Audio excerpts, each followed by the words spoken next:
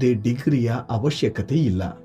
ಒಳ್ಳೆಯ ಮಾತುಗಳು ಮಾತ್ರ ಮನುಷ್ಯನನ್ನು ರಾಜನನ್ನಾಗಿ ಮಾಡುತ್ತದೆ. ತಲೆಬಾಗುವುದು ಬಹಳ ಒಳ್ಳೆಯ ವಿಚಾರ. ಇದು ವಿನಮ್ರತೆಯ ಪ್ರತೀಕ. ಆದರೆ ಒಂದು ವಿಚಾರವನ್ನು ನೆನಪಿನಲ್ಲಿ ಇಟ್ಟುಕೊಳ್ಳಿ. ಸ್ವಾಭಿಮಾನವನ್ನು ಬಿಟ್ಟು ತಲೆಬಾಗುವುದು ನಿಮ್ಮನ್ನು ನೀವು ಕಳೆದುಕೊಂಡ ಹಾಗೆ.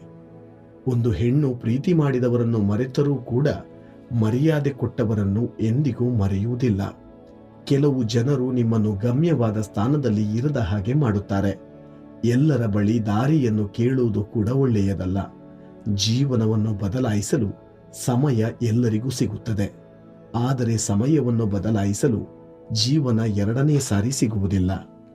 ಸಮಯದ ಜೊತೆಗೆ ನಿಮ್ಮನ್ನು ನೀವು ಬದಲಾಯಿಸಿಕೊಳ್ಳುವುದೇ ಜೀವನ.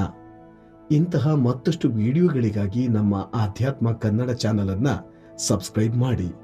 ಪಕ್ಕದಲ್ಲಿರುವ ಬೆಲ್ ಐಕಾನ್ ಅನ್ನು ಕ್ಲಿಕ್ ಮಾಡಿ.